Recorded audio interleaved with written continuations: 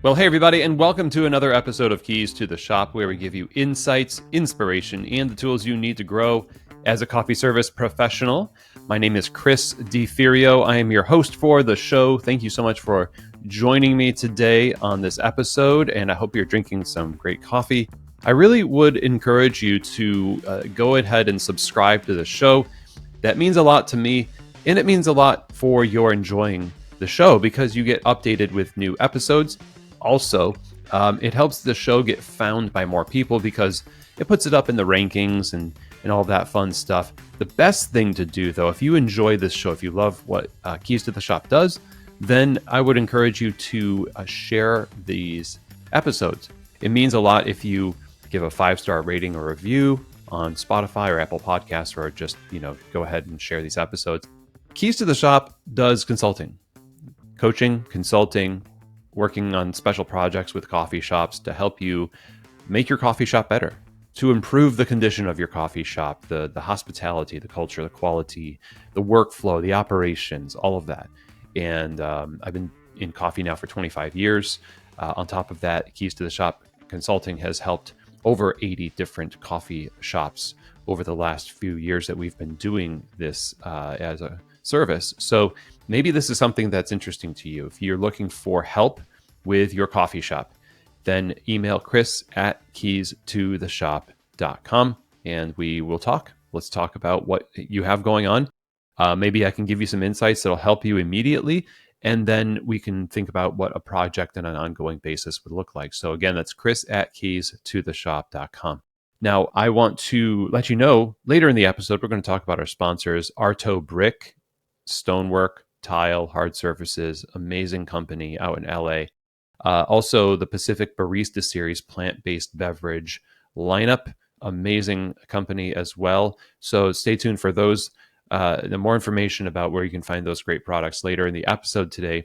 Right now, I want to introduce our guests. We're doing a Founder Friday, and the reason we're doing this one today is because it's kind of personal to me in a way. Back in the early 2000s, when the early stages of the quote unquote third wave was happening, there were some players in coffee that were really doing some cool things on the East Coast. And one of them was Hyperion Espresso. They were, kind of taking this idea of, really interesting espresso culture, rooted in some of the work that was going on at Vivace in Seattle with David Schomer, and bringing it to the East Coast in this little touristy, historic town of Fredricksburg, Virginia. And I was able to go there at least once, but I knew the owners, and there was a early latte art competitions in like 2004 or something like that, where one of the owners and I competed at Coffee Fest and latte art. It was great. So it was really interesting to me to read that they had sold the business. I actually reached out to, or I searched for this company on a whim, and I thought, well, I wonder what Hyperion Espresso is doing these days. And it turns out that the original owners, two of them at least, Dan and Anna, who we have on the show today, had sold it. But 3 decades of running this shop, and the legacy continues with the new owners. Apparently, they're doing a really great job, and I thought this is a great opportunity to reach out to them to have a conversation and see, if we can get kind of some lessons from somebody and a group of leaders in this business that have been doing it for 3 decades. And so here we are. We have on the show Ana Brugos, as well as the general manager, Amanda Jones. So Anna was born in Spain, got a degree in advertising, and in 1992 moved to Seattle, where she met her husband, Dan. And then she and Dan, along with Dan's friend, Steve Sollien, decided to open a coffee shop in Fredericksburg, Virginia. That was the goal, is to be in Virginia, Fredericksburg, and open this coffee shop, Hyperion Espresso, in 1994. So Dan and Anna got married that fall, and after 5 years, Steve moved back west, and Dan and Anna continued to grow with the business and expand the seating and the serving area. They tried a satellite location that didn't necessarily work out, increased revenue as the area developed in that one location just kind of grew and grew. And that's where they reside. This business is one location for 30 years. In the last 20 years, they were able to detach from the business. And this is thanks to Amanda Jones, who's their GM all of these past 20 years. And after surviving all of these different challenges and downturns of the economy and COVID, like I said, last year they sold the business to Jack Scholl, owner of Roadmap Coffee, and this is who is running it today. And so today, this is a conversation looking back on the founding of Hyperion Espresso and talking with Ana and also Amanda about their roles and everything from quality to workflow to service to hiring to market trends and economic downturns. This is going to be a very, very rich episode. For those of you wanting longevity in the industry, listen to these folks for sure. So let's get right to it. Here now is my conversation with Ana Brugos and Amanda Jones of Hyperion Espresso. Well, Amanda and Ana, welcome to Keys to the Shop. How are you? Good. Thank you. How are you? I'm doing great. I came across a little bit of news that this institution has been around the community for 30 years, has been sold and has been passed on to the next generation. And Hyperion Espresso, that's a long time to be in operation. And I remember visiting the cafe in the very early 2000s, loved it, and it was a really cool time in coffee. And when I heard that, that at that 30-year mark, there's this transition, I thought this is the kind of story that we really need to explore, because it's that longevity of running a space that a lot of people who get into it, they hope they can go that long. They want to be a community place, a pillar of their community. So, congratulations on 30 years, but also on this transition. And I'm excited to have this conversation now.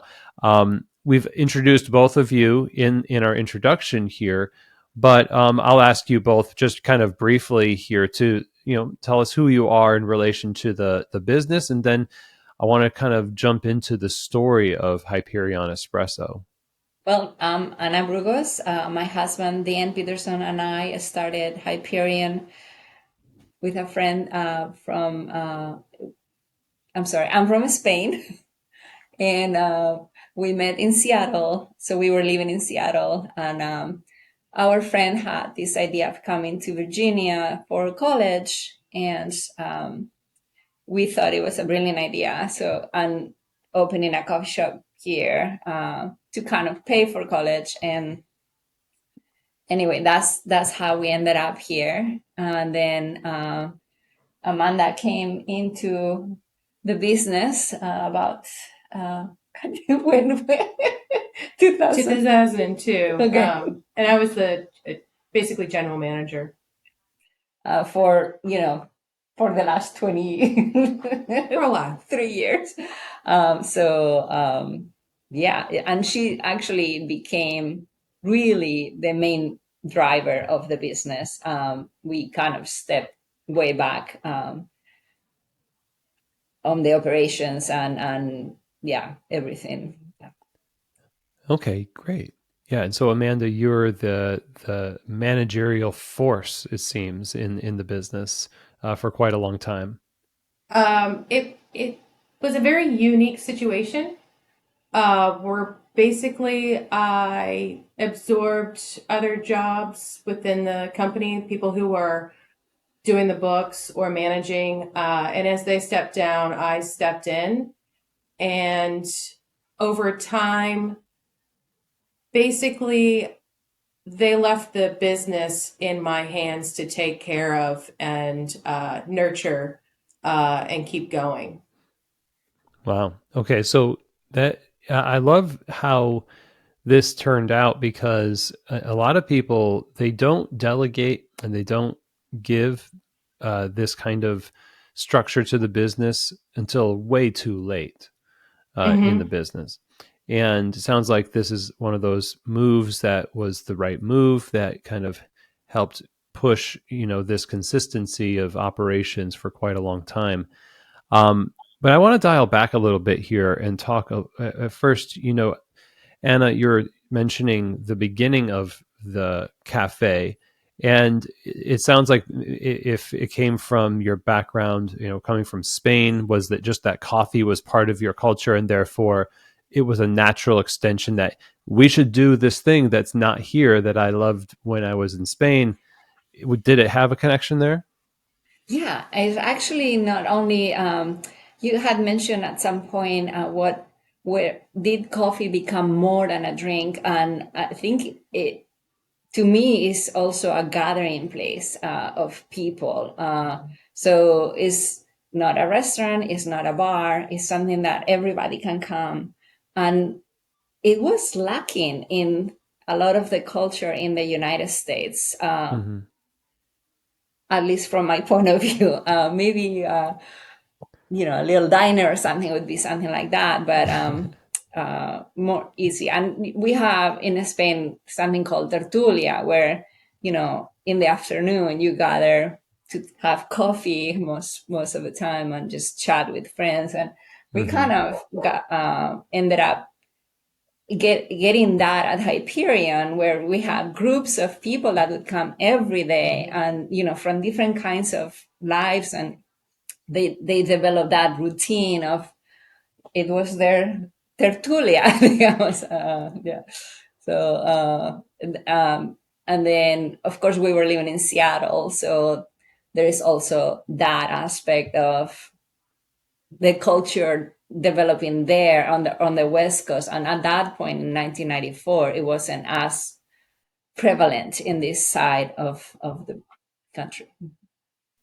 Yeah, so it was a combination of some of the culture that you saw from the Spanish coffee culture, but then in Seattle at that time, there was that beginnings of the third wave coffee movement, and you had the David Schomers, and you had the triple ristretto shots of espresso, and all these.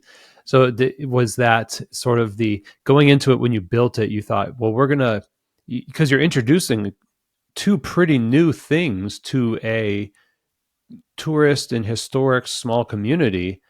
Was there any nervousness around that maybe this isn't going to catch on, or was... We were young and dumb. We didn't know any better to be concerned. I mean, seeing the success in Seattle, where we're living it, and it just seemed logical that people would. Mm-hmm. We actually thought it would attract more the university students and faculty, but actually, we are downtown, so it attracted everybody. Yeah, and we started really small. It was the three of us. We didn't hire anybody until we knew how to do things ourselves. And it grew with us. So yeah, the little money we would make at the end of the day, we thought it was great. But yeah. Mm. Let me just ask really quickly here. People's response, obviously, they kept coming, and you gained in popularity. What was some of the beginning feedback that people had about the coffee that you were serving versus what they were used to getting in town? Well, it's funny you mentioned David Schomer because we serve their espresso vivace all 30 years. So Nice. we think we already started with a product that was so good that it was rare. I mean, I think people just liked it. It was easy in a way. I mean, trying to make a good, not kill it when you're producing it, but and then my husband would we had regular drip coffee also, not regular, really good from Backdoor from Bader Bronson. from Bronson in Olympia, right? So he would go with a carafe of coffee and kind of bring it to the businesses around Oh, and just kind of, hook people. really? Just went with out into co- the community and gave coffee samples. right. Just, I mean, Yeah. like I said, it was a very small operation. Fredericksburg was much smaller Smaller. too. Yeah. So it kind of just fit at the right time. And we worked really hard at it too, Yeah. I think. Downtown Fredericksburg is a historic district, and it had been on a decline prior to that and was starting to turn around. So they really got in this spot and kind of helped become one of those cornerstones of businesses downtown. There were several that lasted some years. La Petite Auberge down the street also had started a few years prior and became sort of a staple as well. But it being in a downtown situation that's a historic district was also part of that because of the walkability and that you get people going on walks and then pop in and check out these weird new people that they're never going to last with this coffee thing. Yeah, everybody would 7-Eleven ask us, was probably the biggest coffee, or right. or the Yeah. Denny's maybe, but Whoa. there was there even a Starbucks here? No. And Yeah. just to give you an example, when we moved in 94, there was only two Starbucks in the DC area. So people would ask us, "You're not serving meals? You're never going to make it." But I think it fits that it's not a restaurant. It's some other place that you don't have to commit to sit down for a meal to meet your friends. So Yeah. And it wasn't an internet cafe either, because that was another thing that was in their core principles, which was also in the training manual, that they wanted it to be more like Europe, where you could sit down and have a conversation with the person next to you.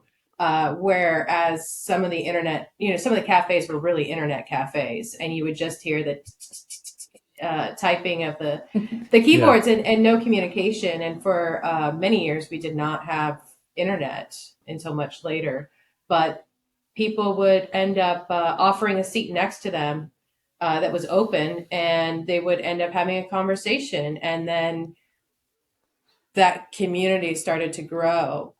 They also did a lot of uh, local musicians performing in a small space on we'll call it a large ledge with railing around the top of the cafe, Okay. where they would perform, and they supported local artists by having them come in as well. So that really also helped bring that community aspect, as opposed to just the coffee and community places that they had before that. Amanda, were you a customer before you were a staff member? No, I had actually just moved here from Seattle, and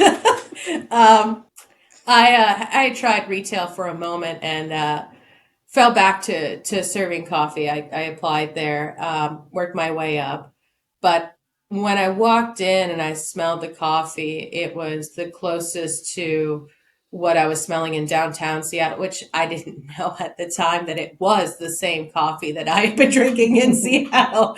But yeah, and we had been in the city at the same time, but we didn't know each other. That's pretty cool. In how it gets in you, the sense of that smell, and then you just something resonated. It triggered something that I got to apply Mm-hmm. here. I gotta be with the smell. That's pretty funny. So you worked your way up, and then this is kind of a question of the business starts to become this community hub. It is not anti tech, but it's more like pro community. And then as you get busier, you apparently you realize we need somebody to manage this for us. We can't do this anymore. And it turned out to be Amanda. Was this something that was just pretty obvious? Were you looking for that, Amanda? How did that all kind of transpire?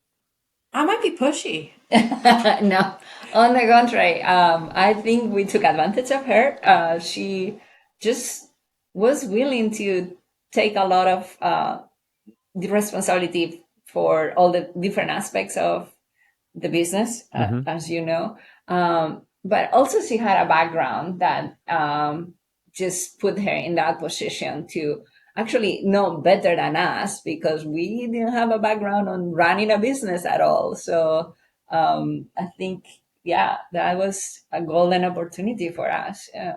I had come from managing an independent bakery that had been had a wholesale that used to provide to all the local coffee shops in Seattle and sold bread called a la Francaise, and that had been sold to Sara Lee. So I'd seen what happens to a small business and what happens in corporate, and I learned a lot from the independent aspect of that business and how they treated their staff, and what that meant to the community. Seattle was not so keen on corporate, and they were very hesitant with this buyout. And that's just part of that Seattle culture. Independent is just it's in the air. You put the bootstraps on and just go for it. I have a terribly strong work ethic, and if someone's not driving the bus, then I'm going to drive the bus because it needs to be done. And I had also, as I started working there, met friends and started to become part of that community. And when you do that, you're vested. You want to continue to have that place for people to go, and have that product that people tell you about. And as the years go by, you learn that they're bringing their family to you and introducing them to you, and you're just somebody that works at the shop, but you find out that you're a little more than that. I mean, you see these people on a regular basis, you know everything about them, and it's amazing when they come in their bridal gown and just said I do and wanted to come in for a cup of coffee first, or just had a baby, or the unfortunate is when we lose customers that we're very close with. So it's gravitated, and it's just one of those things where I didn't really think about it. I just did it. It felt right. Yeah, it felt right. Yeah, just like the smell of the place. It's something good about this that I need to check out more. But when you feel something in the culture of the business and the relationships that it fosters, it almost kind of feels similar, where your motivation, like you say, you have a strong work ethic, and at the same time, you could apply that work ethic in a way that kills all that. Like you don't have to be a really good manager. You can just have a really strong work ethic without the values that reinforce the stuff you love about the business. And so that kind of leads me to ask, like, what is it about? Like, what are the guiding principles and values of the business related to hospitality and quality? These things are kind of just built in the doing of the work that motivated you to say, I have to protect this with my work, applying myself as a manager and as an owner to even, oversee this process of delegation. And I'm just curious what's the ethos and values behind all of this? I think what helped was they had a mission statement, basically to provide a consistent quality product in a clean and welcoming environment. And when you make changes, when you address things, you really consider that first. It all circles back to that, because that's exactly what people love about it. You're providing a consistent product, so that took managing people, making sure that they made the product correctly and consistently, so it wasn't different per barista. You wanted to make sure that the environment wasn't just fit for a select few, or your particular style, but more towards welcoming many.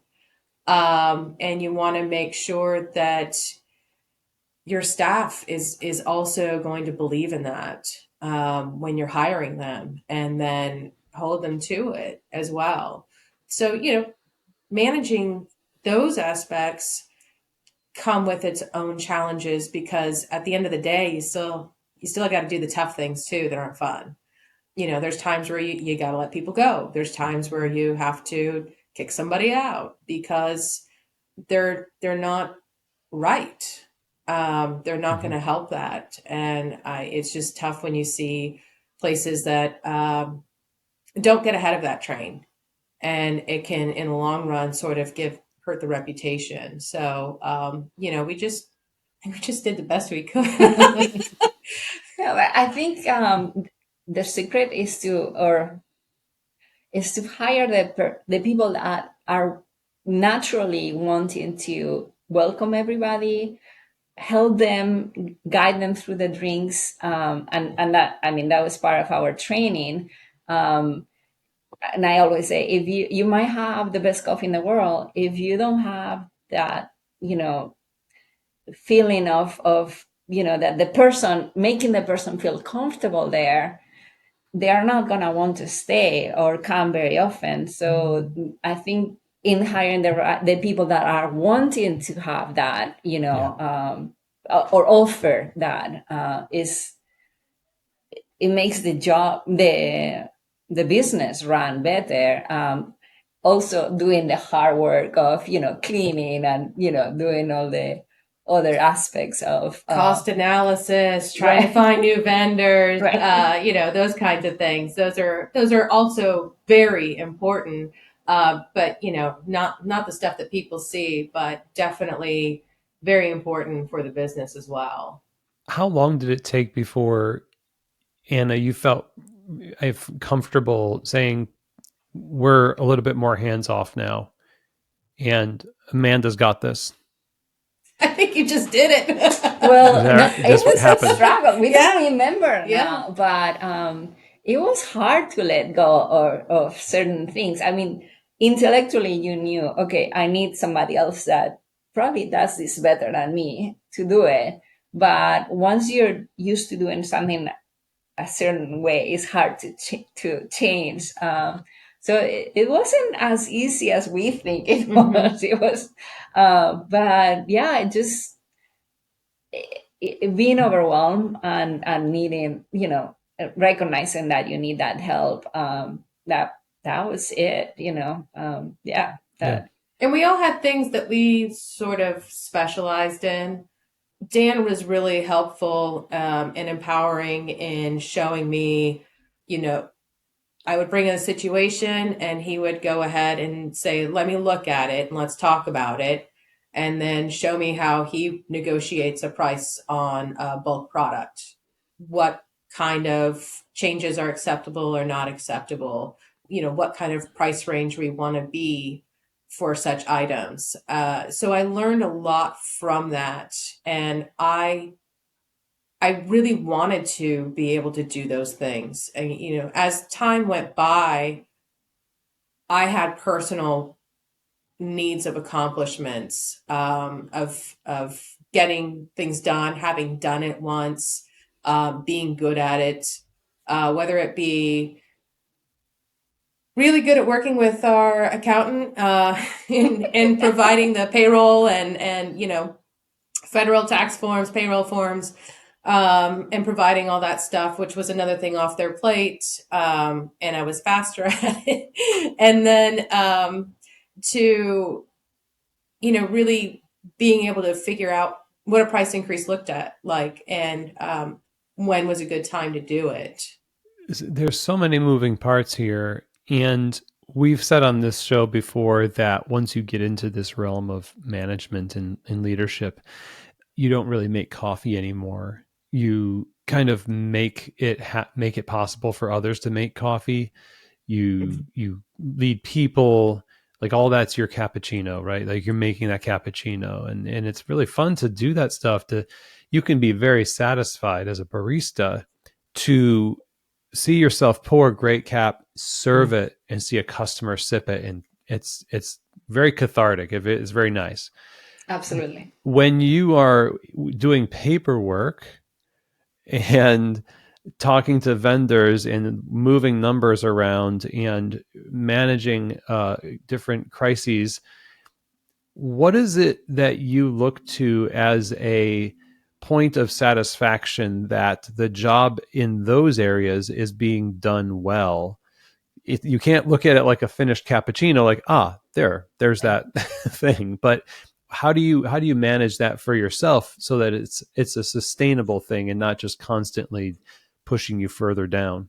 You do have to go get behind the bar and make that latte art and make that service and make that person smile, to give you that, remember why you're doing this. Because you're exactly right. And I forgot about it, actually. That is really satisfying when you're like, I still got it. I made good foam. And that person made the effort to come back and say, that was delicious. I haven't had that since Europe. That's why we're in the game. But as time goes on, it was a lot like a heartbeat. And you have to know how to read the heartbeat and know over time. And we made a lot of notes at the end of the day on the deposit worksheets, like what was the weather? Why was it busy? Why was it slow? Was there an event going on? And then remembering that for next year so that you're prepared and you have the right amount of staff so that it's a little easier next time when you have that event happen. And then predicting, and then watching what your sales are, and making those goals of, we're going to make what we make, but I'm hoping for this. Well, for the quarter, I want to see if we can beat this time last year. Ooh, recession. The government didn't pass a budget and now everyone's furloughed. Okay, so we're prepared. We're going to back off on our ordering a little bit, and then hopefully this will pick back up. So you got to understand what else is going on, and put that into your projections. And I think the satisfaction is in seeing the results of that work and being like, oh, actually, this was a good idea. This is the right way to go about it. And customers appreciating that, oh yeah, you guys increased the price, but I think, it's still worth it. Or, it's not as bad as Starbucks. Right. So yeah. Since we are such a small business, you still have a lot of feedback from customers and the employees as well. Yeah, that makes sense. And so much of that under the radar stuff, what it took to make that cappuccino. It's not just the milk and coffee. It's all those conversations and everything that, and it's almost, it feels like it must be more satisfying for you to make a cappuccino than for somebody else, because the story. We always talk about the story behind coffee. Sometimes we forget about our own story behind the coffee. The farmer story is very important, but the way that you curate and adjust and do all that stuff. I mean, this has got to be one of the secrets to having a long-term sustainable business. And the industry has changed so much in 30 years since beginning. And Amanda, when you came in the last 20 years of the cafe's history, especially around then, I'd say, those early 2000s. Well, hey everyone, it's Chris, and I hope that you're enjoying this episode. But I want to talk to you a little bit about our sponsors today. First, Arto Brick. Now, one thing I want you to look at is old pictures that we posted, and also you can find these online, Hyperion Espresso. One of the things you'll notice about their shop is that it's got a lot of texture, a lot of great color, a lot of feel of space. This is the kind of stuff that matters. It does matter. It's the whole scheme of a coffee shop. Creating a unique space means choosing great materials. And Arto Brick, arto.com, and on Instagram, it's at Arto Brick, is all about working with tile, stonework, hard surfaces to make these aspects of your business truly contribute to a unique experience. Armin, the one of the owners of Arto Brick, is all about having conversations with folks like you. If you're looking for a partner to make your coffee shop truly special in those areas of stonework, tile, and hard surfaces, reach out to them on Instagram at Arto Brick. Tell them Chris DeFirio from Keys to the Shop sent you. And now we also have our sponsor, Pacific Barista Series, the original line of plant-based performance beverages that is still performing across the world today beautifully. It stands up to the heat from steaming, produces great texture for latte art, and it also keeps the flavor balance focused on the coffee. So what we want is customers to enjoy every plant-based beverage, and using the Barista Series gives you the ticket to do just that. So check them out at pacificfoodservice.com. And when you go to pacificfoodservice.com, you can get samples, try it for yourself, and I encourage you to do that. So check them out. If you're looking for the best plant-based beverage for your menu, go ahead and get the Barista Series from Pacific. I'm curious about what you saw as influencing you from the outside. So you have this ecosystem within your cafe that you've gone for. It's pretty simple, actually. The vision statement, the mission statement, and how you operate. And you just put your head down and you're working.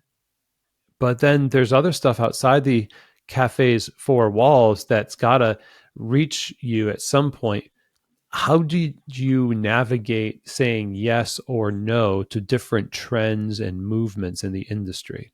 That's a good question. I do feel that going to trade shows is helpful to see the bigger picture, to, again, see the farmers when you go to like an SEA show, and hear the stories about what coffee means for the growing countries, the regions that grow coffee, and what it means when they make it go further to their end product, which is us. And then seeing what is going on in other shops when you travel. Unfortunately, I wasn't able to go to a lot of coffee shops in Fredericksburg because a customer will say, "You're trying to see what the competition's doing." I'm like, I just didn't want to walk into work on my day off. But That's to a see what small other town places thing are to say. doing. But yeah. Yeah. But also when I would travel, what was that experience like when I walked in the door? How did I feel I was being treated? What does their cafe make other people feel like? And sometimes it's a very head turner of, we do not want to be that way, or, wow, I really liked how I felt. How can I help put that into perspective and do that here? But as far as product trends, man, there was the bubble tea thing. I didn't think would last more than 5 years, but it didn't really apply to us. The crowd started gathering, the lines would get longer and for longer periods of time, and everything would kind of go back to, look, you've already spent the time to drive down a one-way street. You've already spent the time to find parking. And now you've stood in line for 15 minutes and we are cranking it out. We had a 3-group machine. We had a process that was very smooth. Why make them wait any longer? So that's something that other shops were able to provide, that pour over experience, that French press experience, the bubble tea. We had a very limited space in a historic building. So when you make a change, it's going to affect, where are you going to do it? How can you do it efficiently?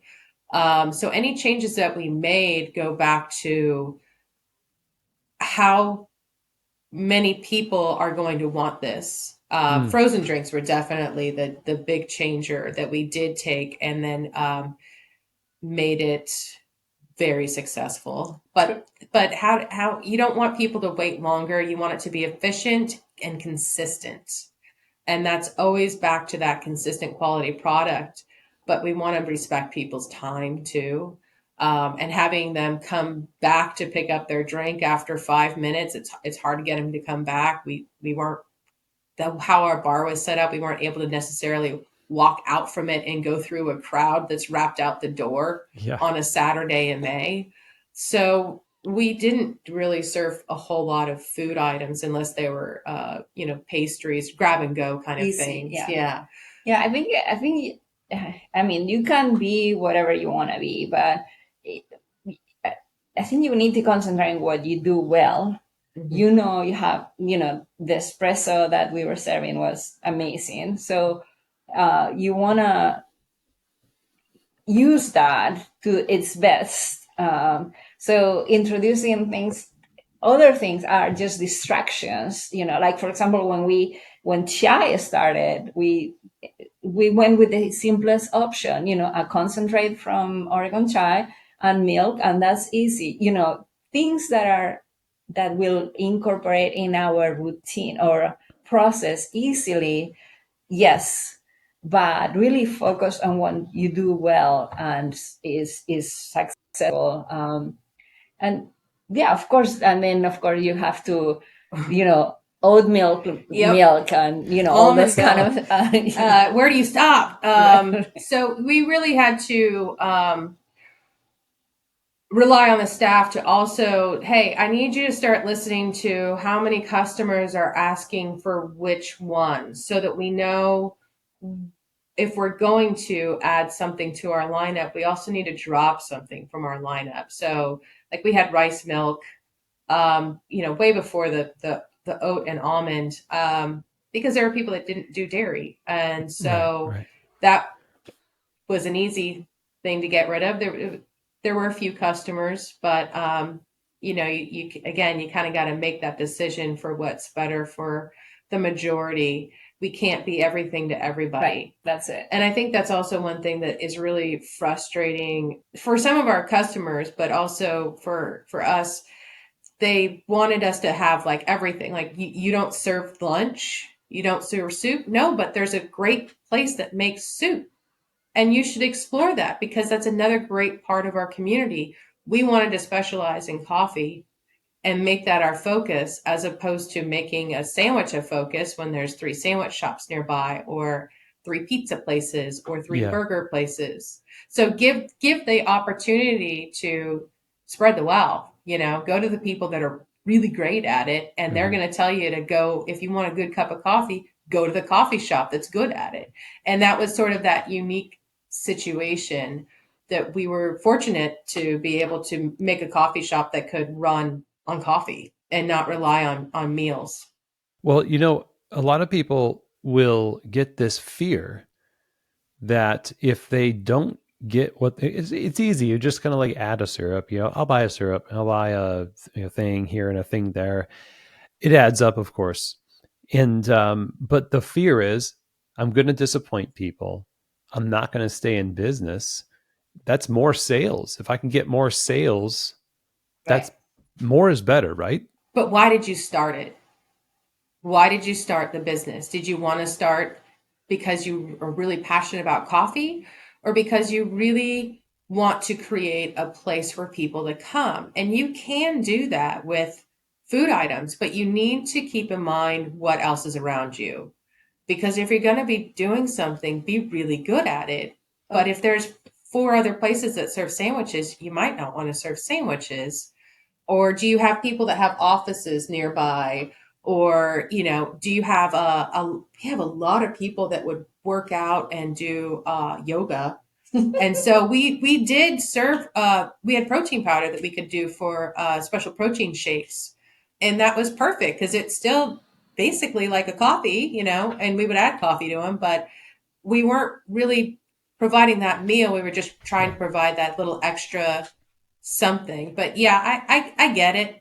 I get it. But know where your location is and what your needs Yeah, and are. you have to think of your resources. So like, okay, you have a limited Consistently, space. can they get to you? Right. You have X number of people. You can't be doing everything every time. It's just not. Your expenses are gonna outweigh your, how they call the sales. So I really think you have to focus on what you're good at and people appreciate. And we Yeah. had some really good independent vendors that we used, and people loved them, but they got burnout. And then we didn't have it. And then we were disappointing people because we had something they really wanted and they were really happy supporting it. But I'm like, look, I understand the burnout when you are an independent. So I'm sorry, but we'll try to find something, or hopefully they'll open their own establishment once they've regained their strength. Yeah. I love it. It's not surprising to me to hear that it takes a lot for you to say yes to something and Mm-hmm. not very much to say no. Because I think that's the way it should be in coffee shops, because you go to some, and I know you've been to many, where it is just utter chaos. And the identity, it's hard to really feel good about what you're making, because technically you are in business, technically you're making money, but you've deviated from what you said. You're like, why are you doing this? What did you want to do? And maybe people are too quick to sort of wave the white flag and say, fine, I'll do like oven pizzas, or I don't know what people see at a trade show at a booth. They think this is it. This is the magic bullet. And it sounds like, because you all were so curious about how can we do what we do very, very well every year, like better and better, making coffee. That's what we do. And then some things will accentuate that, but keeping it simple sounds like an evergreen tactic in a sea of constantly changing tactics.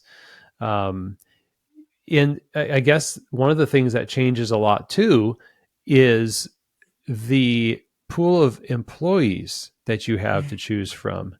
Over the years, there's a lot of things that get bandied about in terms of generational differences, and I would say that it's not about the age of the person, it's more of the culture and understanding of what work is and is not. But 6 to 1, half a dozen the other, I suppose. But in your experience, how has the world of um, employee culture changed as you've been hiring and training and managing and leading all these years? I, that's the toughest part about a business, because if you don't have the right people and you don't know what's going on, they're going to create a whole other culture with your customers that you weren't expecting. Hmm. So, if you go home at night and you have your employees and all of a sudden they're wandering outside and let people have freebies, Or not. they always put 5 times as much whipped cream and they don't understand what Or they simply cost. not caring for the Hmm. customers, like Looking bored, or being on their phone. or being like superior, like Hmm. there is a little bit of a culture of the barista. I couldn't care less, but Hmm. that could be not it's not the stealing part or anything like that. It's just the culture of how you welcome people and help them.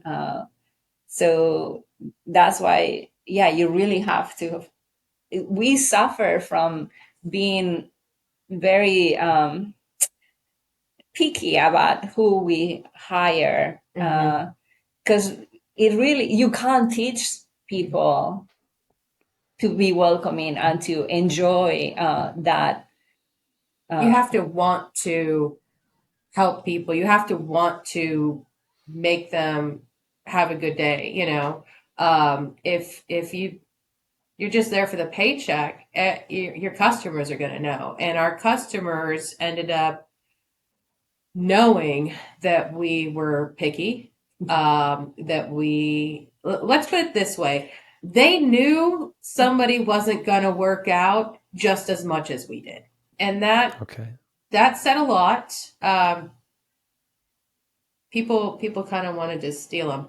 But I mean, we've had good and we've had bad. I mean, it's going to happen.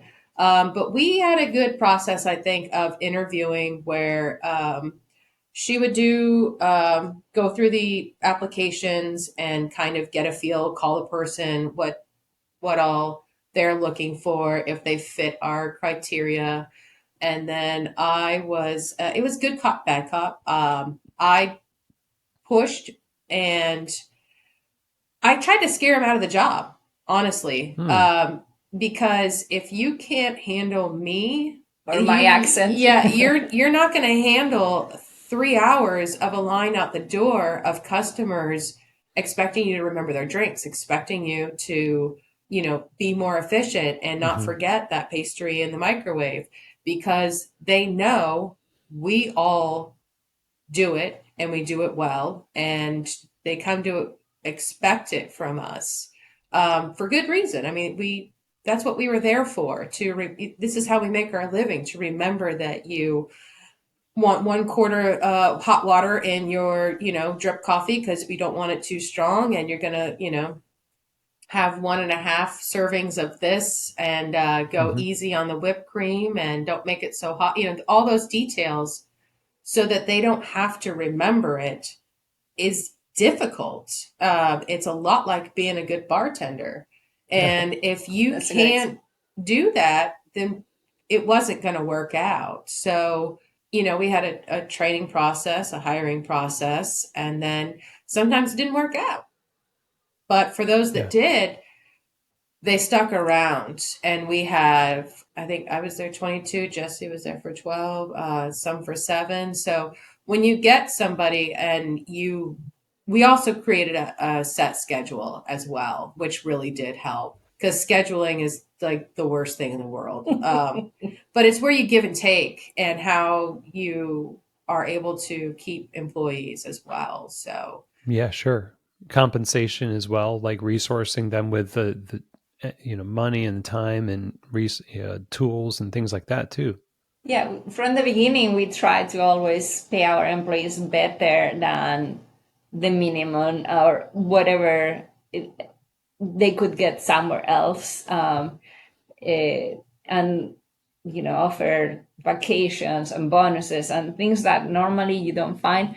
But I think, besides the money, I think what Amanda said, not having to call somebody like, this week you're gonna work mornings, this week you're gonna be working nights, so that they can make their life around work. I think that was a big one, to get the right people, that this becomes almost a profession for them too. Yeah, and because you're a simple cafe, it seems like if nothing changes that much, then the schedule could be a lot more consistent. Yes and no. When you hire students, their schedules change, and that can throw everything else in a loop. And it's easier to keep morning staff than it is afternoon and evening staff. I think the best thing about COVID was that we stopped being open until 10 o'clock at night. And because if somebody isn't working, it's one of us doing it. And it's much easier to work open to close if you close at 6. Did that change permanently? Yeah. Okay. Yeah. Yeah. Yeah. And that's another thing, that those changes are scary. You've been there for the community all day, and then suddenly you're not there in the evening, and then you realize, actually, this is working better. Yeah. We have more employees that stay with us, that enjoy the job, and we have less expenses because we don't have to hire more. When you first started, you guys were open to like 2 a.m. That sounds like a 90s coffee shop. When I started, it was like 11 o'clock on a Saturday and a Friday, and 10 o'clock the other days. And then, don't forget New Year's, open till midnight, and then run to see the ball drop. So, yeah, I mean, we changed it. And there are still people that are, I wish you opened at 4 a.m. I wish you opened, until midnight. You're always going to have people ask. Yeah.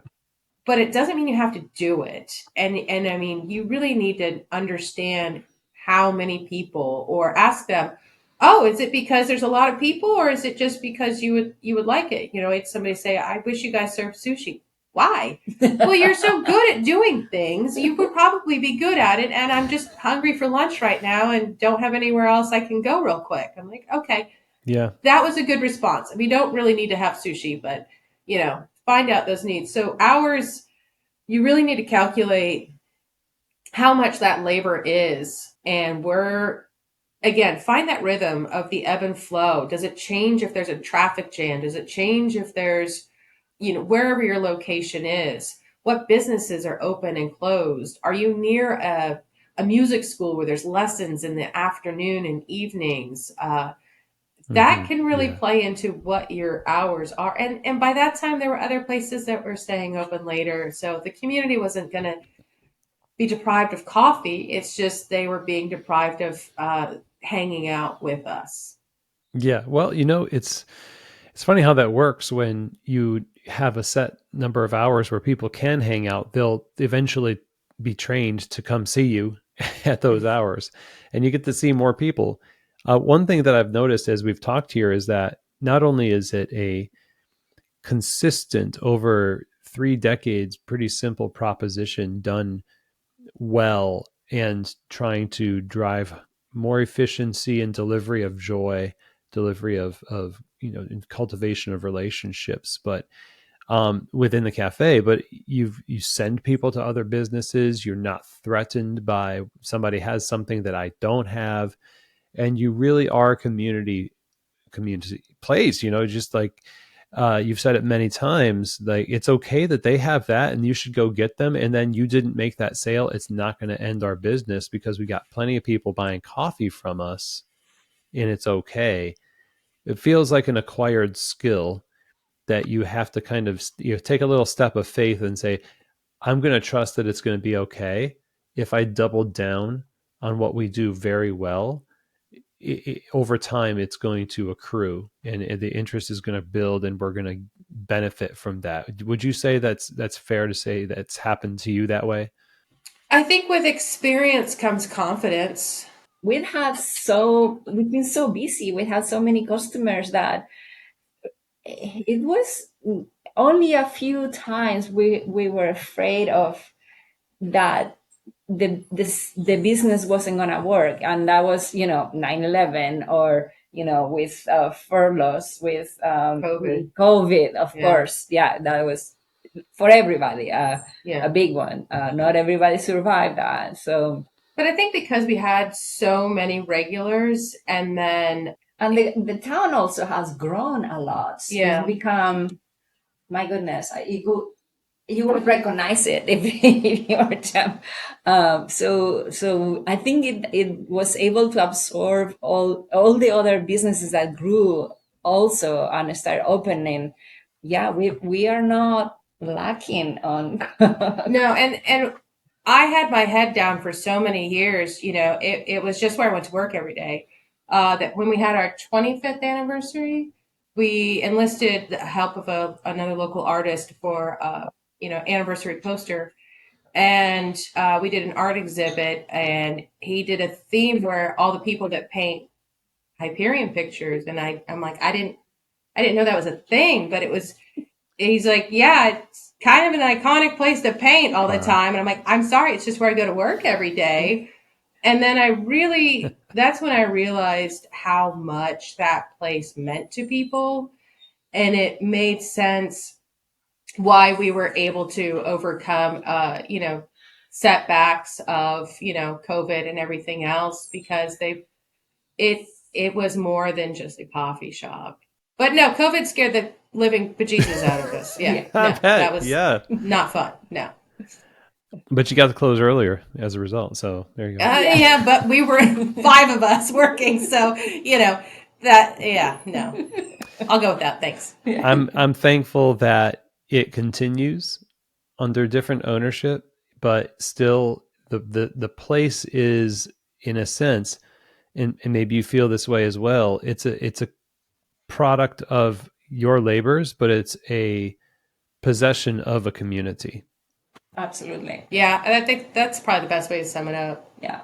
And I want to go shout out to the employees that had been with us for more than 10 years, and they are still there, and they have taken a role of almost like what we were before. They are the driving force still.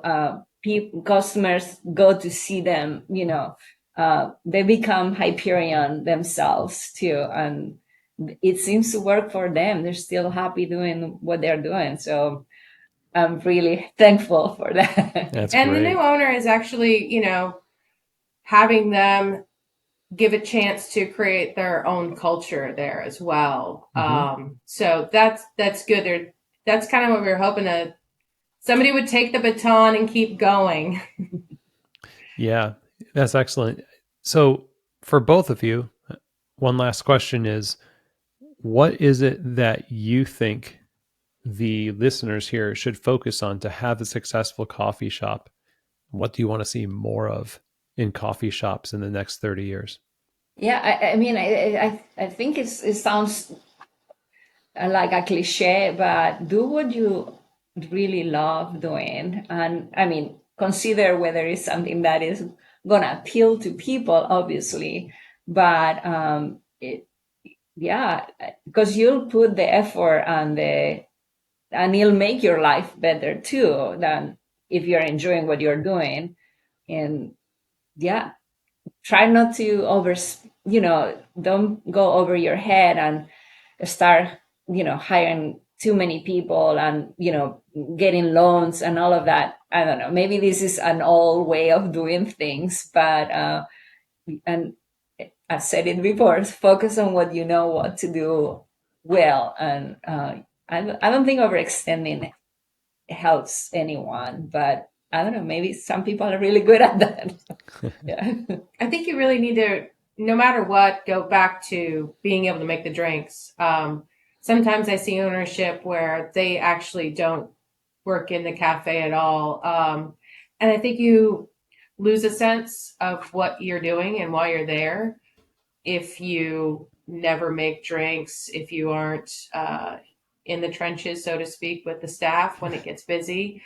And you also don't know where to go with it because you're not feeling it, tasting it, knowing that doing it this way is very painful for everybody and burns out your staff. So make sure you kind of stay true and touch it, as well as the unfortunate business side of a business, is that you need to do it. But if you don't know certain skills, find them.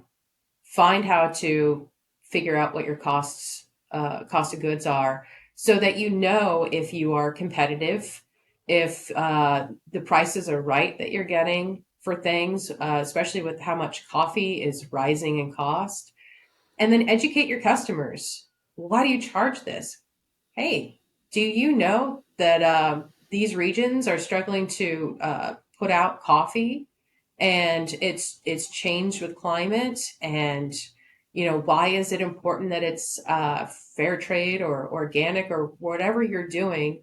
And same thing with milk and disposables.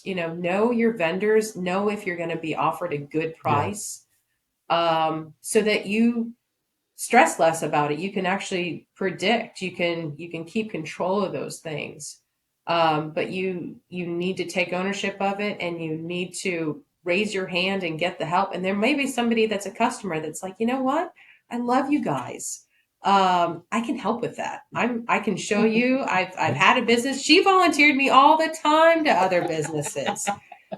And I had no problem with it, because I want everyone to succeed that's in my community. And if you want me to help you with your QuickBooks, sure.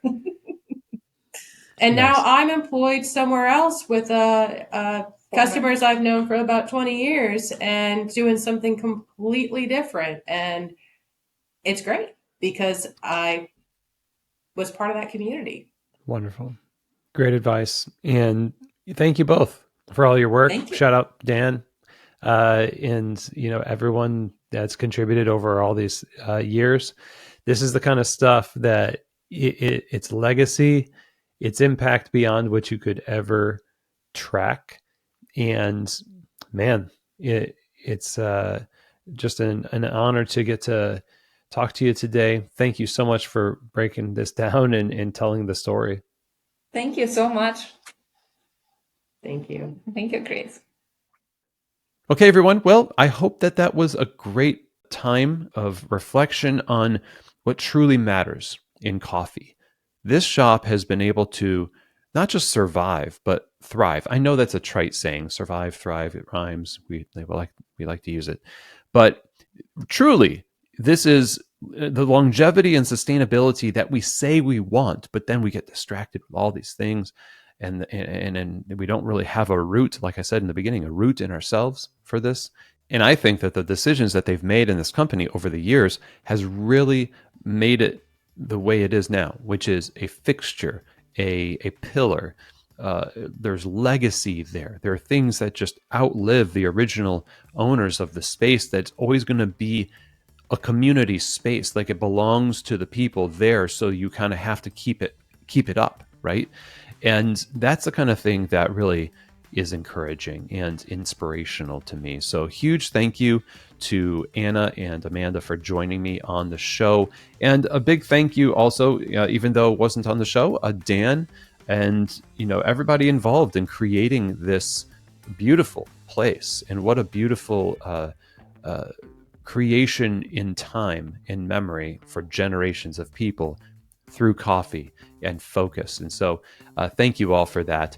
And of course, if you're thinking about visiting the original space, then go ahead and check them out. They're at 301 William Street in Fredericksburg, Maryland. It's also the website, HyperionEspresso.com, and then Hyperion_Espresso on Instagram. And go ahead and check them out. So if you have any questions or comments, feedback, go ahead and email chris@keystotheshop.com. Always happy to talk to you, whatever you want to talk about, related to coffee and coffee shops. And if you want to inquire about consulting, and, we're just starting our key holder coaching groups for this new season. If you missed out on that and you want to come into the next season, starting in the fall this year, that's not too early for you to reach out to me and say, hey, raise my hand. I would love to explore this. If you're a brick and mortar coffee shop, your coffee institution's been open for 2 or more years that wants to participate in this group, then I would love to have a conversation. So chris@keystotheshop.com. And with that, that's it, everyone. Thank you so much for joining me again. Don't forget to subscribe, rate, review, all that stuff. And as always, I truly hope that this episode has given you keys to the shop.